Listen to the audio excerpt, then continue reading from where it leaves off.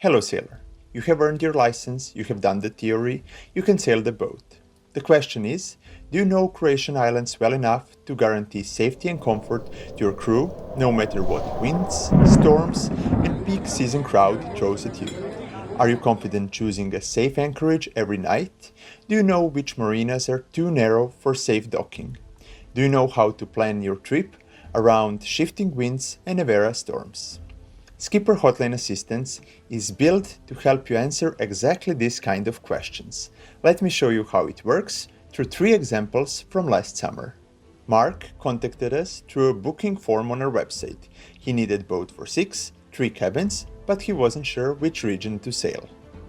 Croatia has 5 different sailing areas and each one has a different personality. Istria is convenient for crews coming from Italy, but it involves long crossing, about 25 nautical miles, on the first and last day, so Kvarner is usually a better alternative.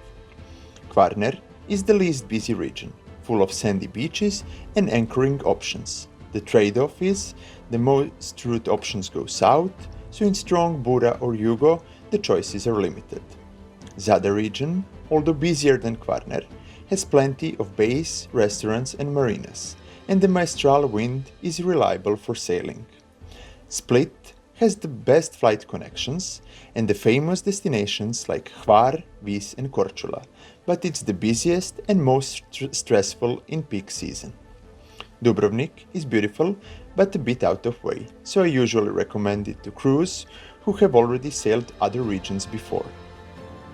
That said, each region has gorgeous places worth visiting, and there is no wrong choice. For example, as a skipper with my returning guests, I usually sail in different regions each summer. After short discussion, Mark has chosen the Zadar region, and from there we moved to choosing a boat and equally important base marina. For the boat selection, I have few prepared questions, so I will understand what the crew actually needs. I've asked Mark about his previous sailing experience, if he prefers a full button or furling mainsail, and if he would like to have a bow thruster. I also asked how often they plan to stay on a buoy or anchor compared to a marina, so I will know how much water capacity they need. Once I got his answers, I sent him a filtering criteria I use when recommending boats to any client. First, if the budget allows, don't book boats older than 7 years.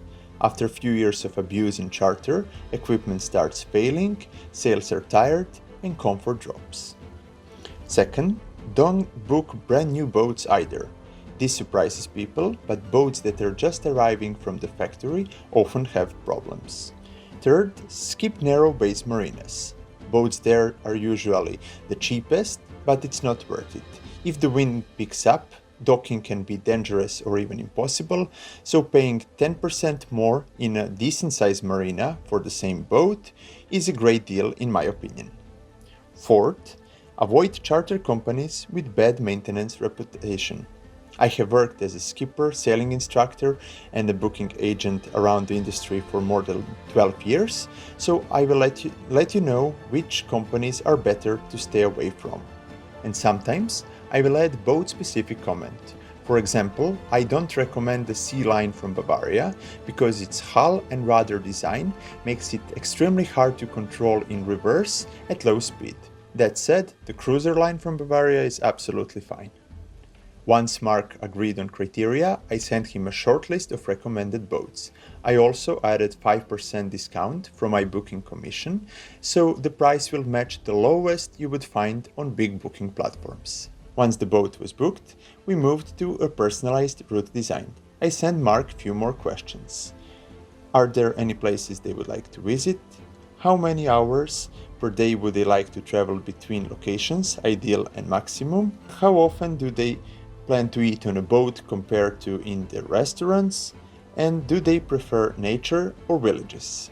Based on his answers and boats he booked, I designed a custom sailing route. And 3 days before the trip, I checked the fresh weathercast, went over the route one more time and made small adjustments and sent Mark a final version. And that's everything we do before the trip starts. But the real value of Skipper Hotline Assistance is what happens once you're at the sea. Mark's week went smooth, calm weather, no surprises. So let me show you two examples where the live support really mattered. The first one is Max. It was his first time sailing as a skipper with his family on board.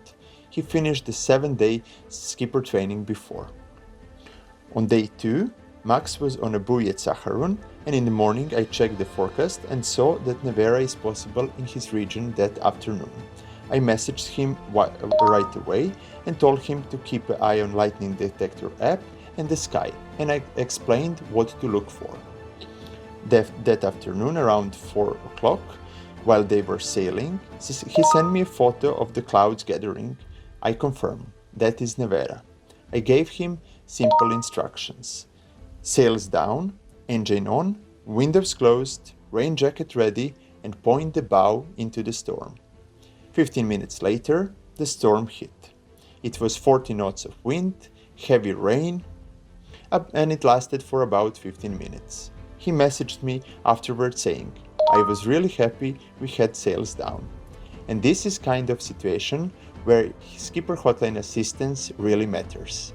Now a different story from Chris. He was sailing from Krk with his friends. He had 2 years of sailing experience, but it was his first time chartering in Croatia. On third day of their sailing trip, I noticed the weathercast is changing. Strong Bura coming on day 5. So I messaged him right away and we replanned the second half of their sailing trip. Instead of pushing further south, we changed it so he will be protected on a Bura day in a marina at Rab.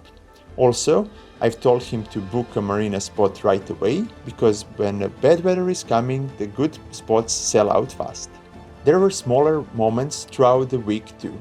The anchoring alternatives when the bay was already full, the water refill points and restrictions around them, and region-specific tips how to avoid long waiting for the fuel on the last day.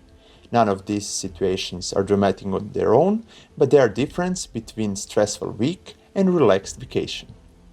And this is Skipper Hotline Assistance in practice.